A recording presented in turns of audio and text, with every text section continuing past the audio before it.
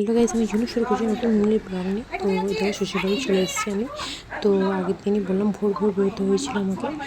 তো আর তো কিছু শ্যুট করতে পারিনি, কারণ ক্যামেরা ধরার মতো কেউ ছিল না, সবাই তো ঘুমাচ্ছিলো, কারণ ভোরবেলায় বেরিয়েছি।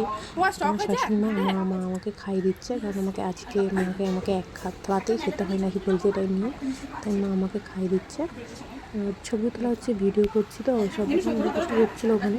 ক্যামেরাম্যানও ভিডিও করছেন, ছবি তুলছিল, তাই সব রকম পোজ দিতে হচ্ছিলো ওখানে। আমার ভিডিও হচ্ছিলো ওখানে, একজনকে পেয়েছিলাম, সে করছিল। আর এখানে একটা মেয়েদের বাচ্চাদের বার্থডে ছিল, তো সেলিব্রেশন করছে সবাই মিলে। তো আমার বাড়ির কত লোক দেখতেই পাচ্ছে, অনেক লোক।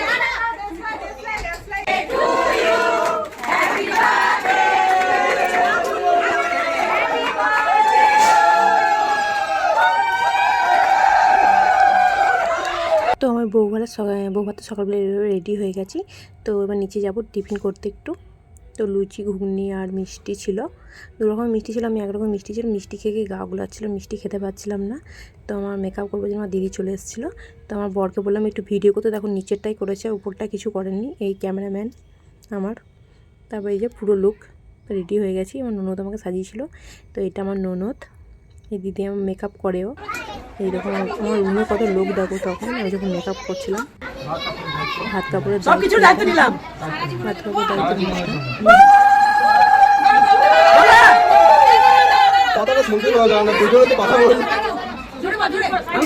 বলছে আরো জোরে বলো,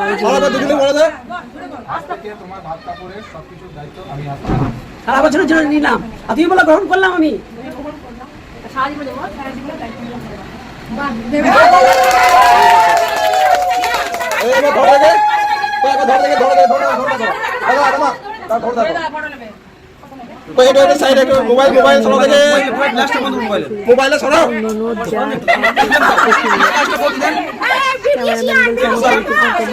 চলে যাচ্ছি।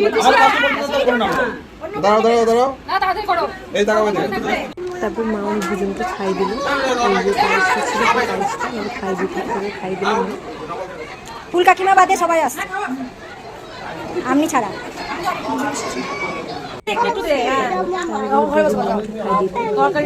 কিছু করবে না, তাহলে গরমের বস।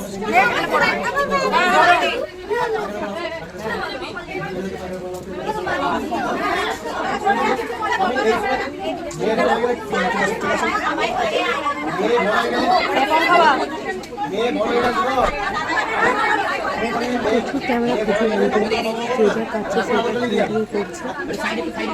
করেছিল অবশ্য বলে অনেক কিছু হেল্প পাওয়া গেছে, এই সব ক্লিপগুলো পাওয়া গেছে। তাছাড়া ক্যামেরাম্যানদের কাছে তো এখন পাওয়া যাবে না, হয়তো প্রচুর বিজি। তারপরে আমাদের নিচে মা বললো নিচে আমাদেরকে ক্ষীর দিতে হয়, যে পায়েসটা আমার জন্য করেছিল সেই পায়েসটা আমি নিচে গিয়ে দিয়ে এলাম, কারণ এটা আমাদের ঘি দিতে হয়। এই পায়েস ঘি ভাত দিতে হয় না, আমাদেরকে পায়েস দিতে হয়। তো আমার বাড়িতে ঘি ভাত দেওয়া হয়, বাট এখানে ক্ষীর পায়েস। ওকে, দেখা হচ্ছে নেক্সট ব্লগে, বাই।